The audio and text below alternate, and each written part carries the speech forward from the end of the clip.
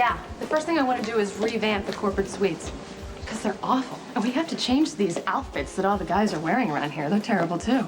Oh, can you make me an appointment this afternoon with the food and beverage department? Yeah, I want to redo that.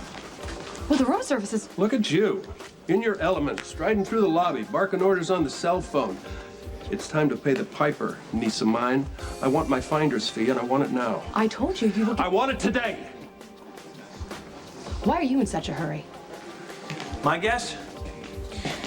Luke knows that I'm taking back your half of the hotel. You see, I paid Dr. Meadows to make sure that Courtney's first paternity test named me as the father.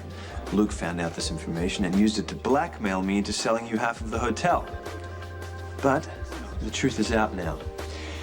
Courtney had a second paternity test, and it proves that I really am the father. So Luke, and you by extension, have nothing on me, and I want you both gone. Well, it's too late. You can't back out. Really? Yes. Money exchanged hands, contracts were signed, and I own half of this hotel. Oh. Well, maybe you can sell me back half of the hotel. Or you'll see me in court, at which point I'll tell the judge about our previous partnership in Club 101. You remember that, right? You remember embezzling from me? That was a misunderstanding. Well, we'll have to let the judge make that distinction, won't we? Do yourself a favor, Carly, okay? Just back out gracefully this time instead of the usual, you know, screaming and kicking public humiliation.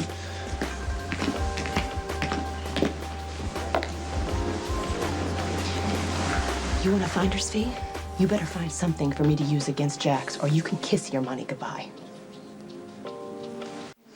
I'm fresh out of leverage. Well, that's just great, Luke. Apart from the paternity tests, which Jasper appears to live a very clean life, and appearances are all account when you have no evidence to the contrary. I like this hotel. I have no intention of giving up my stake in it. That's the spirit, Caroline. You hold on to it, and as long as you do, you still owe me. You know what? Give it up, Luke. Your windfall is history, all right? I plan on dealing with Jax personally from now on. You seem to be a little confused, niece of mine. Allow Uncle Luke to explain. This whole deal was predicated on me getting you half ownership of this hotel. As long as you keep what I got you, you still owe me what you promised. Now, what are you going to do to whip Jax back into line? Don't worry about it. You didn't share your leverage with me. I have no intention of sharing mine with you. I have no idea why you're hounding me about this money. Last time I checked, you were married to Tracy Quartermain. Did you do? Oh. How was the sonogram? Well, I'm healthy. So's the baby. Oh, great. Yeah. Why don't you look happier? Nicholas and I had a fight. Oh. You know, a big one. Now sit down, talk. What happened? Well, you know that first paternity test that named Jax as the baby's father? Mm-hmm. He rigged it. Really? Yeah. Nice, huh? Wow. So, did he rig the second one, too? Well, that's the thing. What Jax did was wrong, right? But Jax is the baby's father.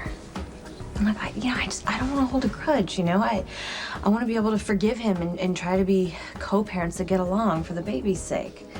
I can agree with that. Well, Nicholas doesn't. He doesn't. He wants this to be the thing that drives Jax out of our lives, but it's not realistic, you know? I can't keep Jax away from his child. No. I don't, this whole conflict, it's just making me crazy. I can see that. I'm sorry. What should I do? Well, you got a lot of stress going on, and that's not good for the baby, and that should be your first priority. So, you want my advice? Please. Leave Nicholas. Run. Don't walk back to Jax. Mark. I mean, I'm surprised. I never expected you to encourage me to go back to Jax. You don't even like him. No, he's not my favorite person, but my objection to you marrying Jax because I thought you should still be with Jason. Do you think I'm stupid? What? What are you talking Carly, about? the only possible reason you could have for wanting me back together with Jax is so Nicholas would be free to go back to Emily. Oh, No, Courtney, Carly, okay. this isn't about what's best for me and the baby. It's about you wanting to keep Emily away from Sonny. I mean, it's so typical of you. Seriously.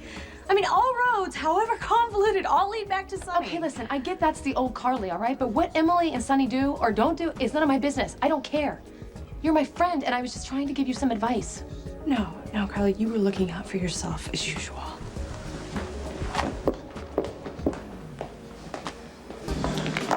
If I had a white flag, I'd wave it. To what extent?